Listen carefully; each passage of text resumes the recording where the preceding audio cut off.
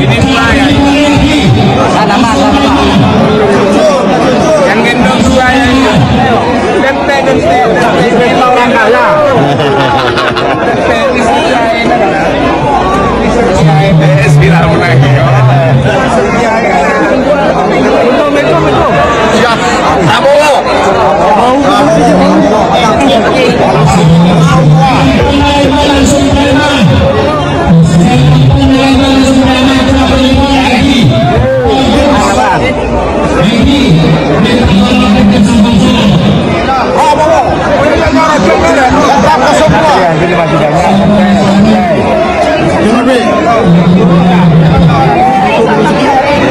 Mana saya ketemu bener Bang? Saya ketemu Nasalim. Nasalim gitu terus saya.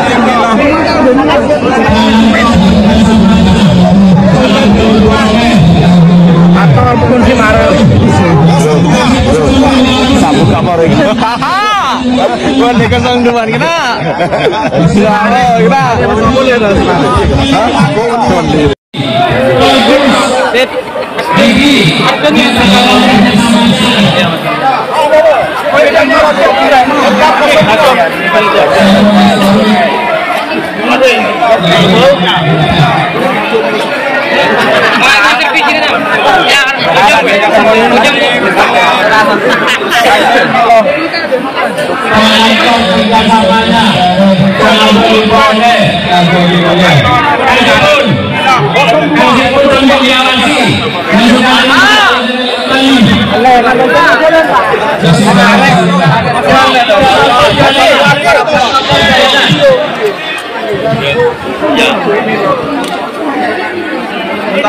Minggir mau tadi kau.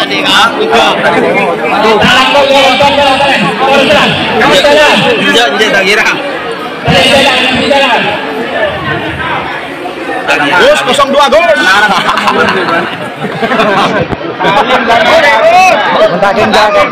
Mani. Siap. Radar Madura besok.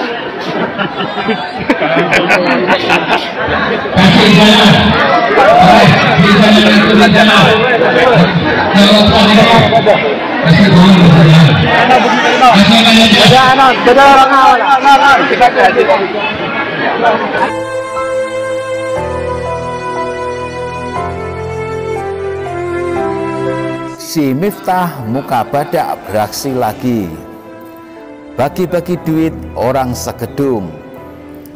Pokoknya budaya malu sudah hilang. Om Miftah yang ganteng, Anda pantasnya memang jadi penjilat, bukan ustadz. Malu-maluin Islam kalau terus-terusan begini. Dakwah menyuruh berbuat baik, tapi kelakuan sampean malah bejat begini.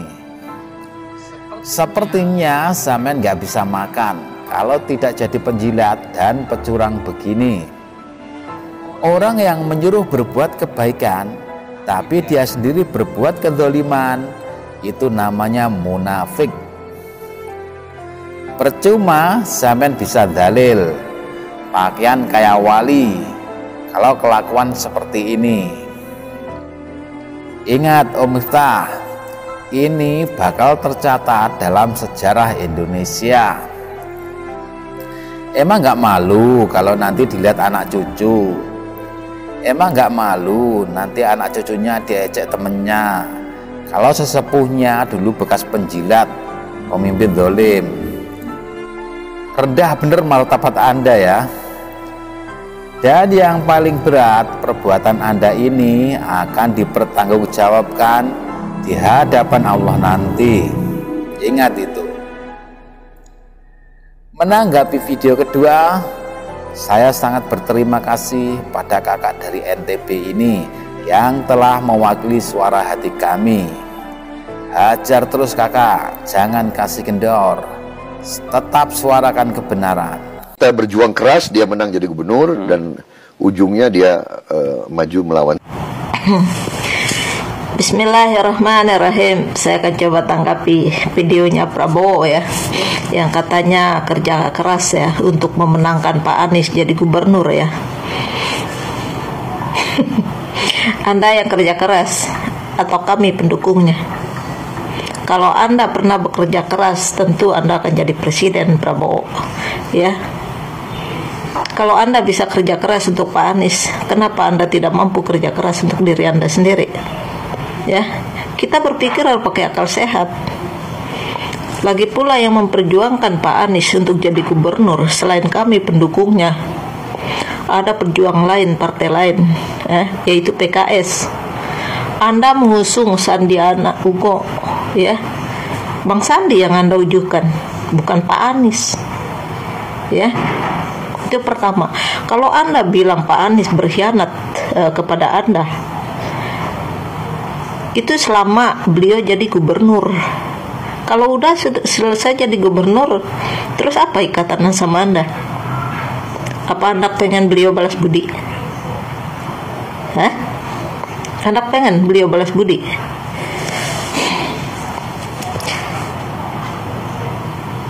Jadi jangan mengaku-ngaku karena kerja keras Anda Pak Anies jadi gubernur. Tidak.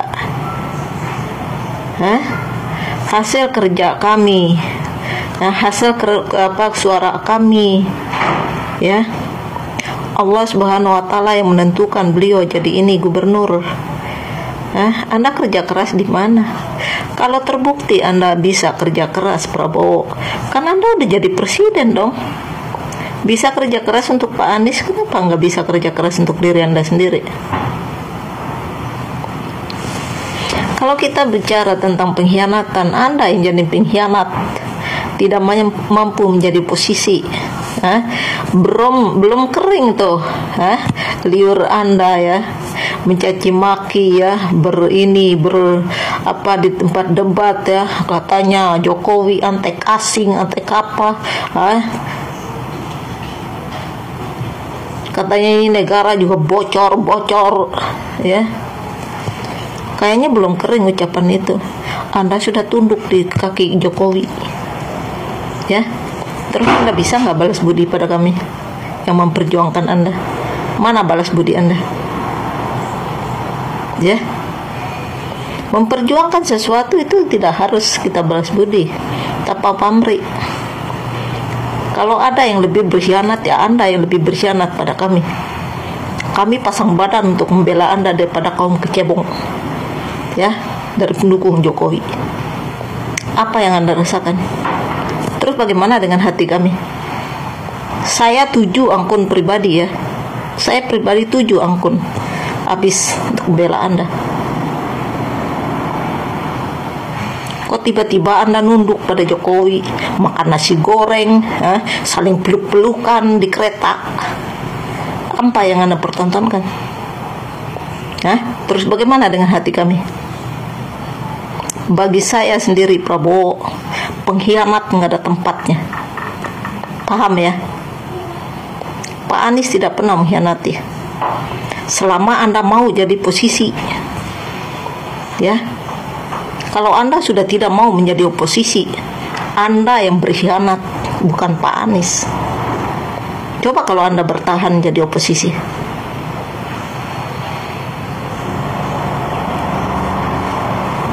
Sebelum kita ngomong, kita harus mikir, ya. Tidak ada pengkhianat yang dilakukan oleh Pak Anies, ya. Selama beliau jadi gubernur dan selama Anda bertahan menjadi posisi, tapi sayang Anda tidak bertahan dalam semenit untuk jadi posisi, ya. Saya sih nggak tahu, ya, alasan Anda tunduk pada Jokowi itu apa? Apa karena perusahaan Anda, atau ambisi Anda untuk menjadi ini pemerintahan? Kita nggak tahu. Anda bilang saya tidak akan mengkhianati rakyat. Terus apa yang Anda lakukan? Apa yang Anda lakukan? Setelah gabung sama Jokowi baru ngucapin kata, saya tidak butuh suara dari ulama daripada ustadz. Kamu mutar-mutar pesantren mau ngapain? Mau ngapain? Apa kamu tidak mengharap dukungan? Ngapain kamu mutar pesantren? Kenapa kamu nggak di rumah aja? Kalau kamu nggak butuh suara daripada ulama, ya.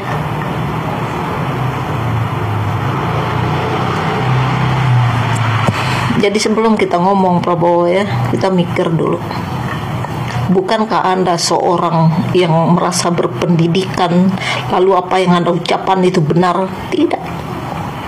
Sebenarnya untuk ucapan ya, kita apa yang memperjuang kebenaran, tidak semata-merta kita ambil di bangku sekolah Prabowo. Ya, yang penting hati kita jujur.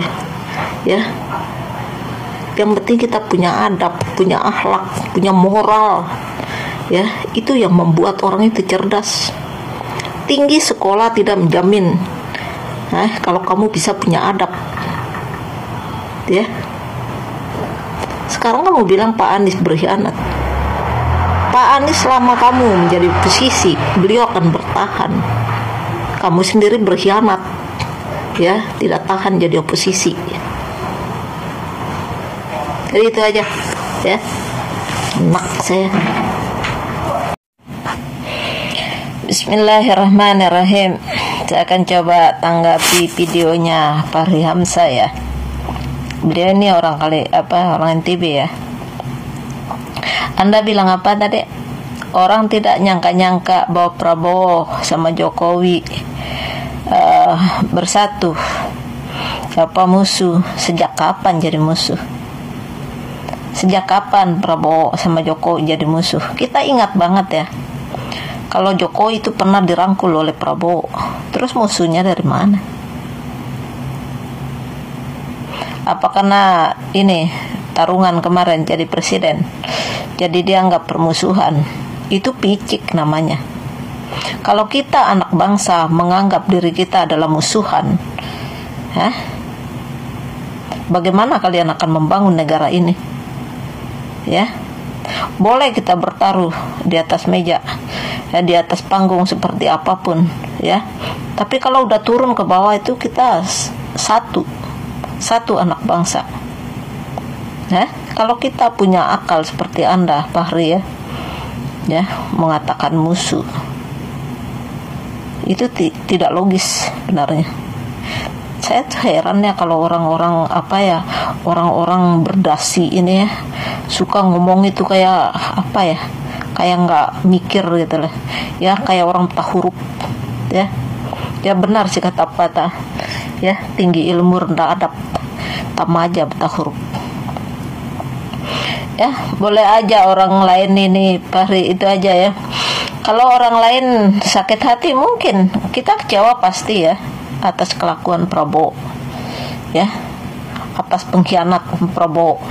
Karena dia pernah bilang, saya tidak akan meninggalkan rakyat. Mana mungkin saya tinggalin rakyat ya. Setelah sama Jokowi katanya saya tidak butuh suara ulama.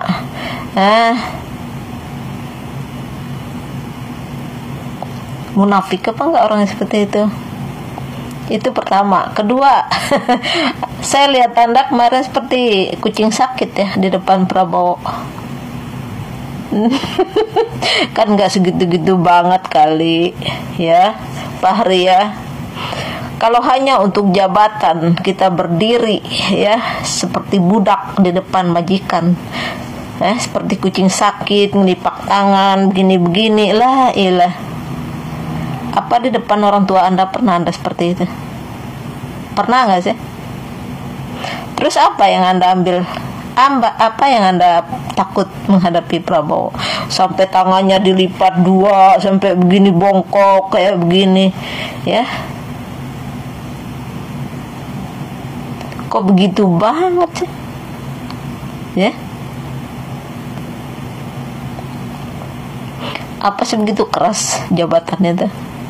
Ya, sampai kita nunduk-nunduk ya, seolah-olah Prabowo ini majikan ya. Kami tidak mau seperti itu. Walaupun kami rakyat biasa, bukan orang yang berdasi, kami tidak akan melakukan hal seperti itu. Kami akan membongkokkan badan kami hanya kepada ibu kami, kedua orang tua kami, guru ngaji kami ya. Itu tempat kita membongkokkan badan. Ini lipat tangan ya, membongkokin badan di depan Prabowo kayak orang kayak kucing sakit aja ya, malu kali ya. Apa sih sebenarnya yang kamu pengenkan? Hah? Apa yang kamu inginkan? Jabatan. Pengen jabatan kok sampai begitu banget? Apa tidak ada cara yang lebih terhormat gitu? Ada nggak sih, masih ada nggak cara baik yang kita ambil? Apa iya sampai kita bongkok-bongkokin badan kita seolah-olah Prabowo ini adalah majikan, ya? Kan nggak begitu. Kalau antar gimana? Masih bongkokin badan, kan itu malu-maluin. Hanya karena duniawi, ya, hanya karena kedudukan, ya.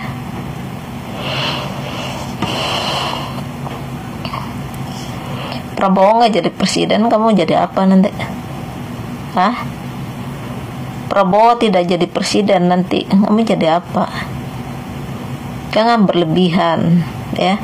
Kita sampai membongkokkan badan, lipat tangan, seolah-olah itu majikan. Orang depan majikannya aja nggak seperti itu. Nah, malah merusak pemandangan. Ini orang malah cacat, ya. Cacat, merendahkan dirinya hanya karena dunia, hanya karena jabatan. Apa yang kita cari di dunia? Jabatan itu semata-mata datang dari Allah Subhanahu wa Ta'ala. Sekarang kalau kita, walaupun Anda menjilat telapak kaki Prabowo, ya, kalau Allah tidak menghendaki kamu bisa mengambil apa yang kamu inginkan, tidak akan terjadi. Orang yang waras, orang yang selalu meminta pada Allah Subhanahu wa Ta'ala, karena kita sadar apapun yang kita inginkan itu semata-mata ada titipan dari Allah. Allah menghendaki dikasih, enggak ya enggak, itu aja. Kalau orang waras itu mikirnya simple, ya. Segala sesuatu milik Allah, kembalikan kepada Allah Subhanahu wa Ta'ala. Daripada kita membungkukkan badan, ngelipatin tangan seperti kucing sakit di depan, penyakit amat lah. Ya, terus harga diri kita sebagai laki taruh di mana? Di mana? Sebenarnya itu malu-maluin, ya. Ntar ya, itu aja dari saya, ya.